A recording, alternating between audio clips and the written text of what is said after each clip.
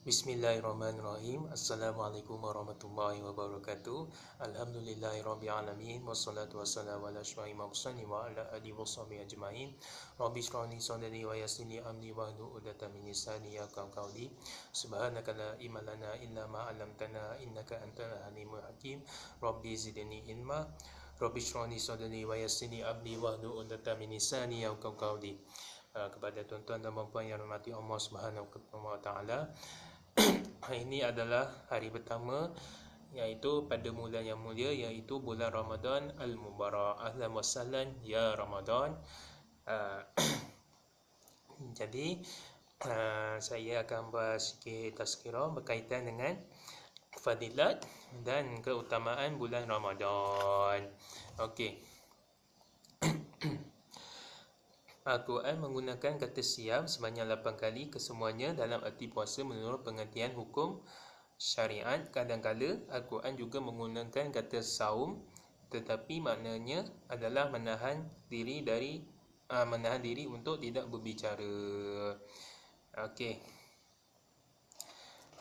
Dalam dalil-dalil puasa iaitu daripada Al-Quran, iaitu surah Al-Baqarah ayat 254, ya ayyuhallazina amanu wasabiru warabitu wattaqullaha la'allakum tuflihun.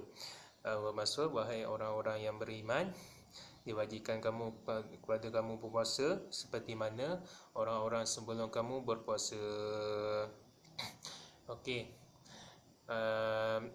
Dalil yang kedua dalam Al-Quran juga, iaitu surah Al-Baqarah ayat 185, Syahrul Ramadan allazi unzila min Qur'ani. Bermaksud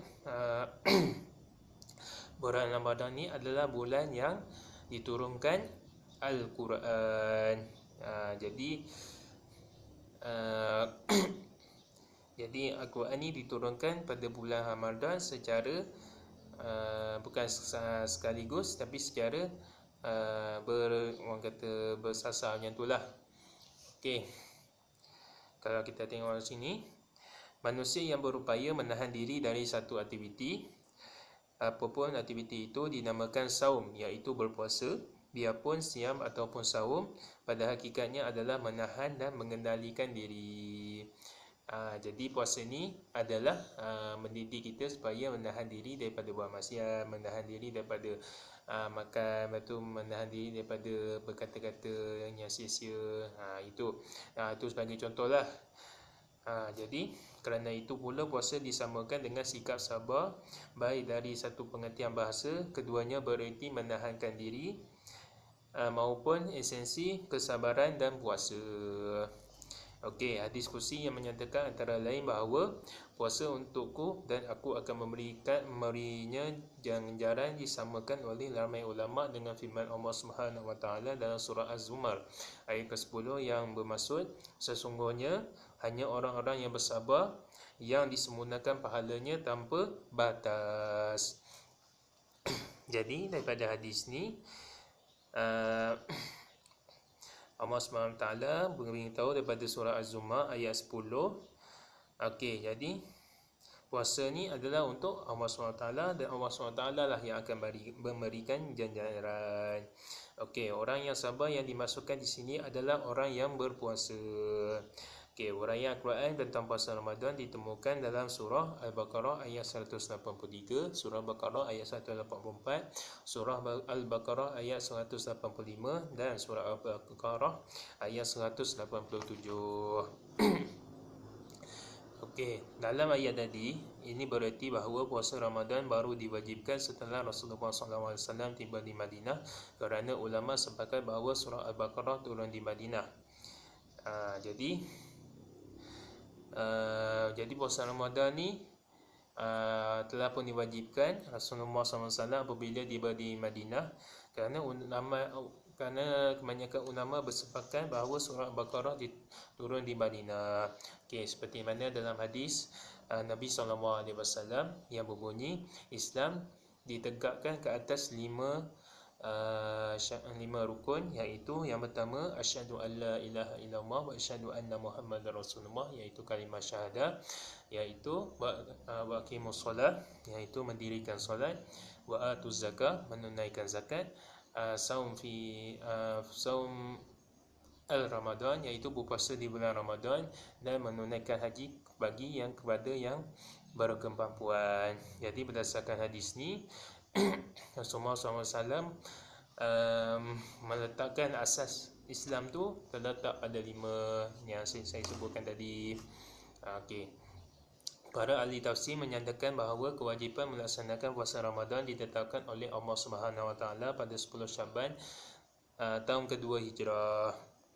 Jadi orang yang menafsir Al-Quran ni, dikatakan bahawa kewajipan melaksanakan puasa Ramadan yang ditetapkan oleh Allah SWT pada 10 Syaban tahun kedua Hijrah. Jadi okey, kalau kita tengok hadis Nabi SAW kan, berkata ini, siapa yang berpuasa 3 hari pertama bulan Syaban, 3 hari pertengahan bulan Syaban, dan 3 hari akhir bulan Syaban, itu seperti orang kata apa ni, kita kena rujuk balik lah, sebab kita dah tahu kesahihan hadis tersebut. Okey.